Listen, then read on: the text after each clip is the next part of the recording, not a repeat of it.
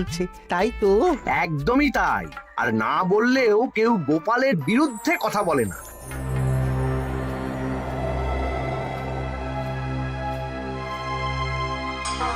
কি মন্ত্রী মশাই, আজকাল তো আমার কথা আর মনেই পড়ে না, ভুলে গেছেন নাকি? আরে না না ভগবান, তুমি হলে আমার তুরুপের তাস। ঠিক সময়ে ঠিক সুযোগ এলে তোমাকেই ডাকবো। একটু দেখবেন। হ্যাঁ, আরে নিশ্চয়ই নিশ্চয়ই। এই চলি রে, আবার রাজসভায় যেতে হবে।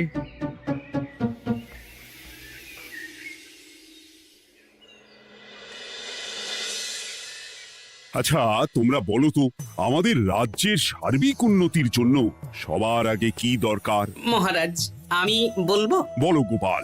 সততা আর শিক্ষা, এই দুটো জিনিস মানুষের মধ্যে থাকলে রাজ্যের উন্নতি কেউ আটকাতে পারবে না মহারাজ। একদম ঠিক বলেছ পণ্ডিত, তুমি তো শিক্ষার কাণ্ডারি। তুমি কি বলতে চাও এই ব্যাপারে?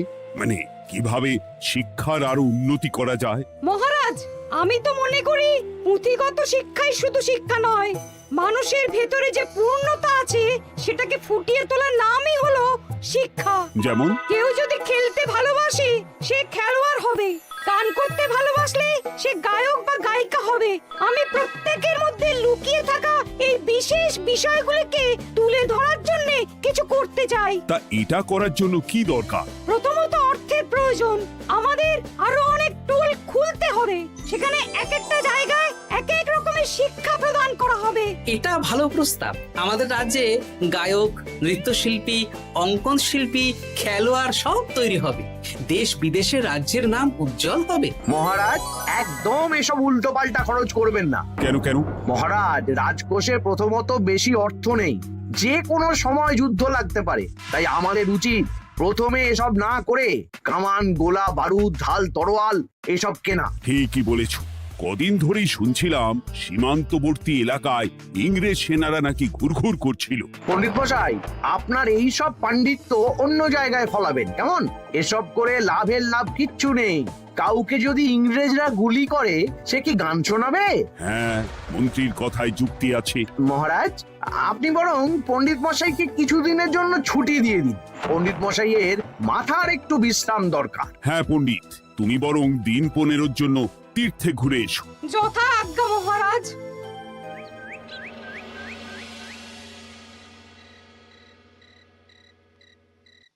শোনো ভগবান, সকালেই তুমি কাজের কথা বলছিলে। আমি এমন ছক কষেছি, কালকে থেকেই তোমার জন্য একটা ভালো বেতনের কাজ জোগাড় করে দেব। শুধু যা বেতন পাবে তার অর্ধেক আমাকে দিতে হবে, কেমন? রাজি রাজি। কি কাজ বলুন? শোনো, বাহ বাহ, দারুণ দারুণ, হয়ে যাবে কাজ।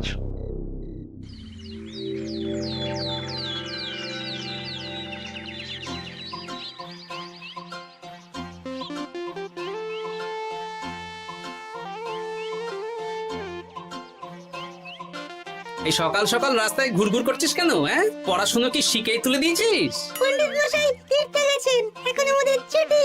দুপুর বেলা ভাত, রাতের বেলা রুটি।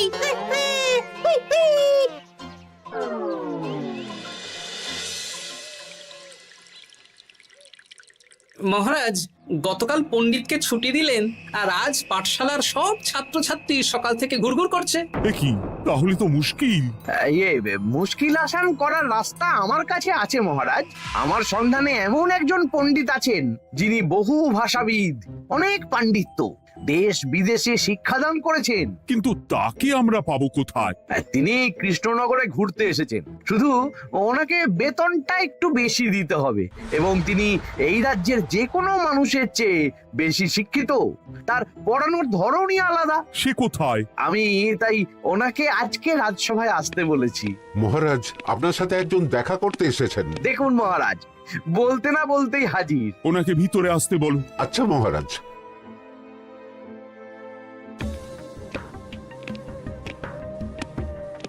প্রণাম কৃষ্ণচন্দ্র, আমাকে আপনার মন্ত্রী ডেকেছেন, তাই এলাম। মন্ত্রীর সাথে কথা হয়েছে আমাদের রাজ্যের শিক্ষার উন্নতির ব্যাপারে। আমাদের মানে? আপনি কি এই রাজ্যের? মানে এখন এই রাজ্যে আছি তো, তাই আমাদের রাজ্য বললাম। উনি সবাইকে আপন করে নেন। যাই হোক, তোমার শিক্ষার উন্নতির ব্যাপারে কি মতামত? মহারাজ, আমি এই রাজ্যের বিভিন্ন মোড়ের মাথায় টোল খুলতে চাই। তার জন্য অনেক অর্থের প্রয়োজন। তাতে কি উপকার হবে? ছাত্রদের জন্য তো নির্দিষ্ট পাঠশালা আছে। যখন শত্রুরা আক্রমণ করতে আসবে তখন তারা দেখবে রাস্তার মোড়ে মোড়ে টোল, মোড়ে মোড়ে টোল। তারা বুঝতে পারবে এখানে সবাই শিক্ষিত। আর শিক্ষিত লোককে ক্ষমতার অধীনে রাখা কঠিন, যুদ্ধে জিতলেও শাসন করা মুশকিল। কারণ অশিক্ষিতকে বোকা বানানো সহজ, কিন্তু শিক্ষিতকে বোকা বানানো কঠিন। নতুন পণ্ডিত একদম ঠিক কথা বলেছে। কোনো বাইরের রাজা বা শত্রু আক্রমণ করার আগে 5 বার ভাববে। এই সেরেছে। গতকালই মন্ত্রী বলছিল শিক্ষার দরকার নেই, অস্ত্র কিনুন, আর আজকেই শিক্ষার পক্ষে কথা বলছে। ব্যাপারটা কেমন সন্দেহজনক, নজর রাখতে হচ্ছে। বেশ, আমি তোমার এই শিক্ষা সম্প্রসারণের প্রস্তাবে রাজি। মন্ত্রী, তুমি এই প্রকল্প দেখভাল করবে। আচ্ছা, কত খরচ হতে পারে একটা হিসেব করে আমাকে জানিও, আমি দিয়ে দেব। আচ্ছা মহারাজ, আপাতত 500 মোহর দিয়ে রাখুন, পরে যা লাগবে বলে দেব। উফ, সকালে এক পত্তন বাজার, বিকেলে এক পত্তন বাজার, আর পারি না। আরে হাত চালাও, হাত চালাও। বাবা, কাজ শুরু হয়ে গেল। হ্যাঁ, আর ছাত্রদের পাঠশালার কাছে যেতে হবে না। পাঠশালা ছাত্রদের বাড়ির কাছে চলে আসছে। যেখানে সেখানে পাঠশালা। এই তো যেখানে সেখানে শিক্ষা। ঠিক বলেছো। আজ থেকে আমি আর নতুন পণ্ডিত চালু করছি। ধরো শিক্ষা, মারো পেরে। শিক্ষাকে ছাত্রছাত্রীদের মধ্যে গেঁথে দিতে হবে। এতদিন জানতাম ধরতক্তা মার পেরে, এখন বদলে যাবে। কিন্তু একটা পণ্ডিত এতগুলো পাঠশালা একা সামলাবে কি করে? খেপে খেপে। মানে সকাল 6টা থেকে 7টা একটা জায়গায়, পরে 7:30 থেকে 8:30 আরেকটা। এইভাবে বিভিন্ন জায়গায় পণ্ডিত ঘুরে ঘুরে শিক্ষাদান করবেন। না, ব্যাপারটার উপরে মহারাজকে নজর রাখতে বলতে হবে। মহারাজ, আমার মনে হয় এই পাঠশালায় আগামীকাল থেকে কেমন পড়াশোনা শুরু হবে, আপনার সেদিকে একটু নজর রাখা উচিত। হ্যাঁ, দেখি আগামীকাল সকাল সকাল বিভিন্ন পাঠশালায় গিয়ে নজর রাখবো। আর হ্যাঁ, আমাকে নতুন পণ্ডিত একটা তালিকা দিয়েছে, কোন পাঠশালায় কখন পড়াবে সেটার তালিকা। আমিও যাব আপনার সাথে।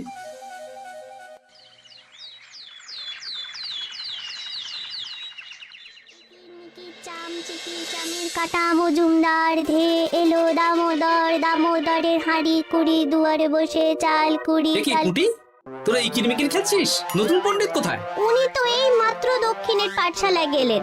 ন্যাপলা আর গুলটে আজ থেকে ওখানেই গেছে। ওদের দুজনের বাড়ি কাছাকাছি তো, তাই। আচ্ছা চলো তো গোপাল, দক্ষিণেই গিয়ে দেখি।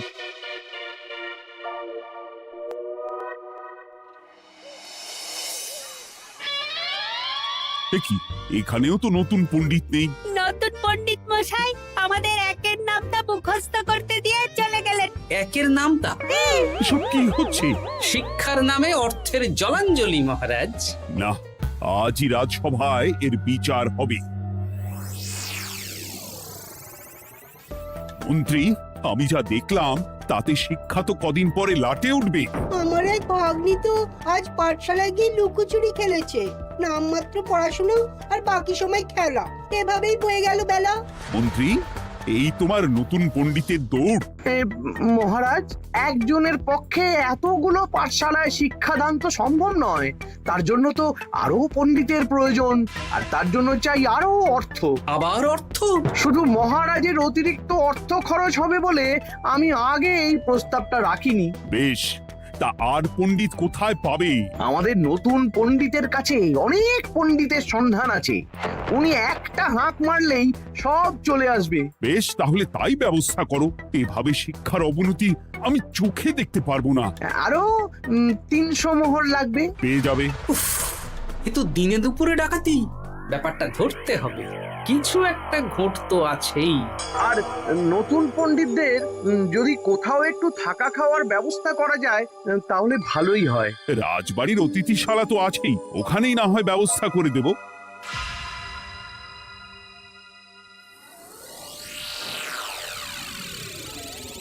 শোন বটা ঘটা আর কেলে পচা, তোদের এইবার এই ভগবানের মতন শিক্ষাদান করতে হবে। আরে আমি তো শিক্ষা বানানই জানি না।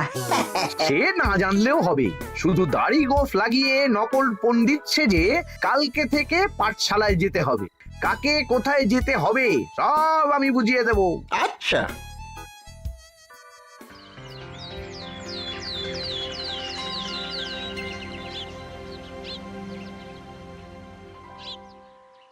আচ্ছা বল তো, গতকাল তোদের বাড়িতে কি কি রান্না হয়েছিল?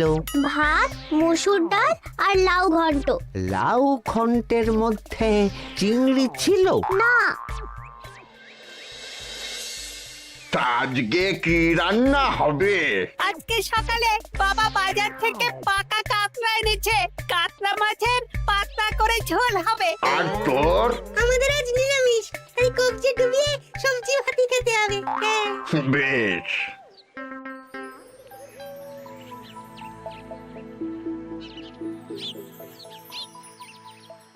বল, আজকে তোরা কি কি শিখলি? আমি লাউ ঘন্ট।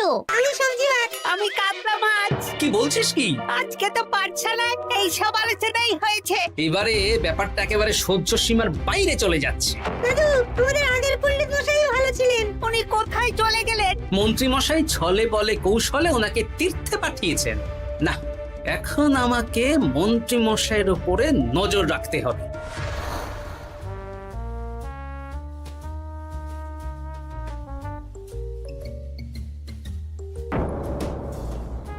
পাঠশালায় পড়ানোর ব্যাপার তো বিকেলেই মিটে গেছে। রাজবাড়ির অতিথিশালায় না গিয়ে নতুন পণ্ডিত মশাইরা এদিকে আবার কোথায় যাচ্ছেন? সাথে মন্ত্রীও আছেন, ব্যাপারটা নজর রাখতে হবে। তাড়াতাড়ি চল। চলুন চলুন। এদিকে তো বটা ঘটার বাড়ি, এদিকে মন্ত্রী মশাই কোথায় যাচ্ছেন?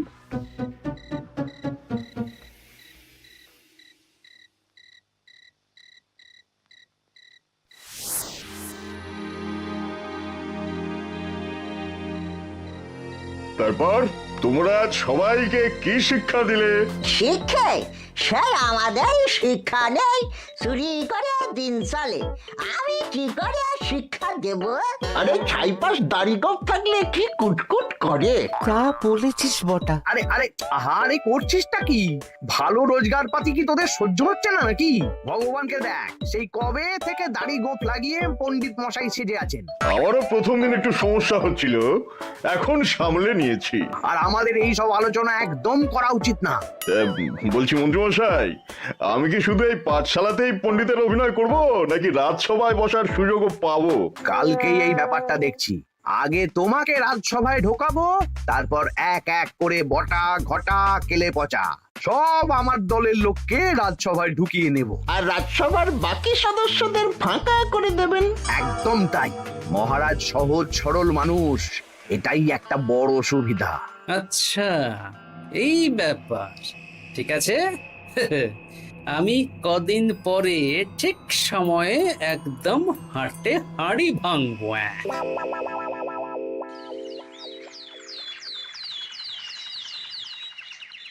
তাহলে মন্ত্রী, আর কোনো সমস্যা নেই তো? না না মহারাজ, এখন আর কোনো সমস্যা নেই। দেখবেন এই ধরশিক্ষা মারপের এক প্রকল্পের নাম চারিদিকে ছড়িয়ে পড়বে। আমার তো মনে হয় একটু পাঠশালাতে বিজ্ঞান নিয়েও আলোচনা করা উচিত। হবে হবে, সব হবে। এখনো সব বাচ্চারা অজ্ঞান হয়ে আছে। আগে শিক্ষায় জ্ঞান ফিরুক, তারপরে না হয় বিজ্ঞান নিয়ে আলোচনা করবে। বিজ্ঞানী তো প্রস্তাবটা খারাপ রাখেনি। তুমি কি বেশি বোঝো? তাহলে তুমিই তো বিজ্ঞান শেখাতে পারো। আমি কবিরাজি শিক্ষা দান করতে পারবো। তোমার কবিরাজি শিখতে কেউ রাজি নয়, চুপ থাকো। আহ, দেখাই যাক না বাচ্চারা কেমন শিক্ষা লাভ করে। মহারাজ, বলছি কি, আমাদের পণ্ডিতের আসনটা তো ফাঁকাই পড়ে আছে। এখন যখন নতুন পণ্ডিত এসেই গেছেন, তাহলে ওই জায়গায় ওই তো বসতে পারে। কিন্তু পণ্ডিত তো তীর্থে গেছে, অবশ্য কদিন পরেই ফিরে আসবে। ও আসুক, তারপর না হয় আলোচনা করে একটা সিদ্ধান্ত নেব। পণ্ডিত মশাই না হয় এসে পুজো পাঠটাই করুক, কিন্তু রাজসভা এরকম ফাঁকা থাকলে কেমন একটা লাগে। বেশ, তাহলে তাই হোক। কালকে থেকে নতুন পণ্ডিত আমাদের পুরনো পণ্ডিতের জায়গায় বসবে। এইভাবে রাজসভা ফাঁকা করে যেতে হবে, তাহলে একদিন সবাই আমার পক্ষেই কথা বলবে আর শেষে রাজাকেই সরিয়ে দেব।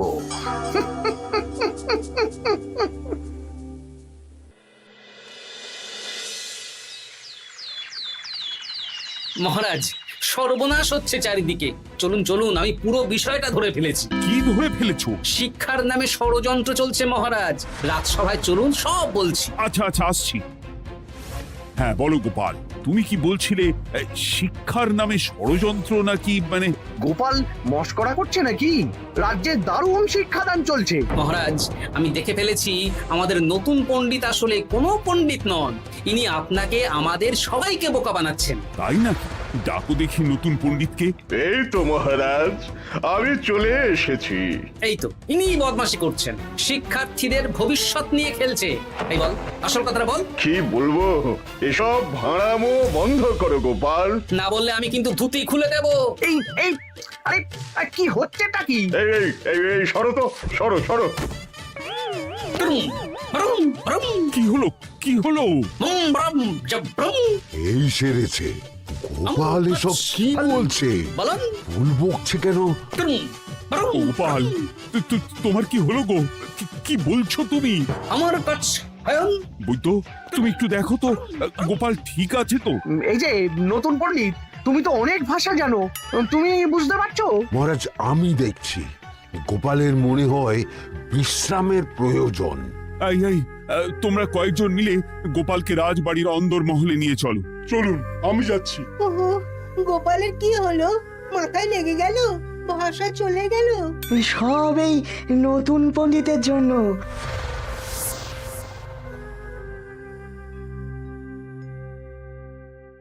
ভাল খাচ কাচ হায়ন মাস্টার কাচ। মহারাজ, আমার মনে হচ্ছে গোপালের বাইরে থেকে কিছু হয়নি, ভিতর থেকে কিছু হয়েছে। নারী স্পন্দন, হৃদস্পন্দন সব ঠিক আছে। আমার বড় যাব ভ্রম। কিন্তু গোপাল কি ভাষা বলছে বোঝা যাচ্ছে না। নতুন পণ্ডিত, একবার চেষ্টা করে দেখো না। আমার কথা হয় না। এসব তো আমি কিছুই বুঝতে পারছি না মহারাজ। আপনি যে এত দেশ বিদেশে ঘুরেছেন, আপনি বুঝতে পারছেন না? এ আমার এখতিয়ারের বাইরে। তোমার বাকি পণ্ডিতদের নিয়ে আসো তো, যারা পাঠশালায় পড়ায়। আমি বুঝতে পারছি না, এই বটা ঘটা কেলে পচা কি বুঝবে?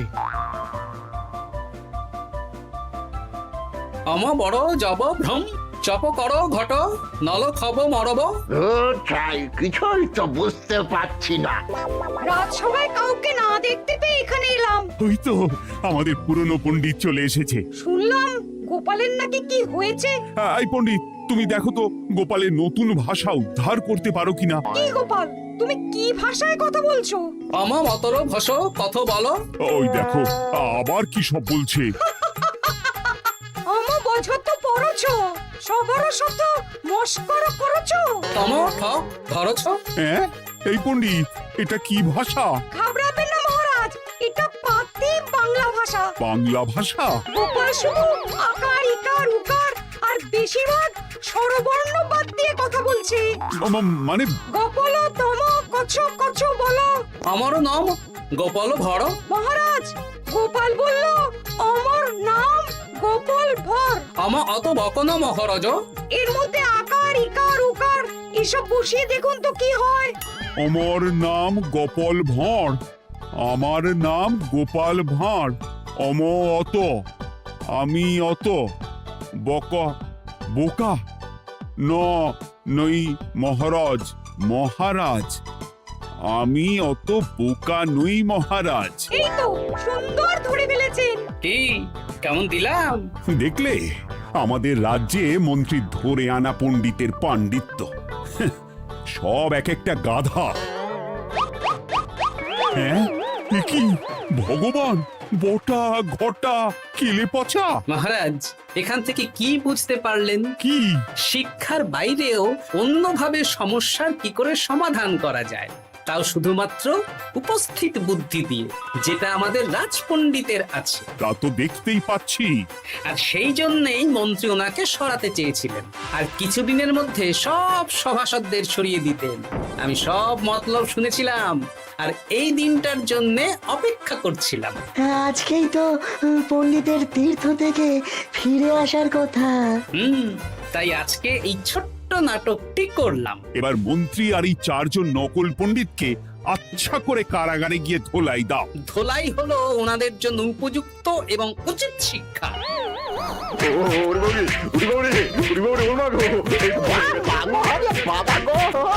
ভুল হয়ে গেছে গো। আরে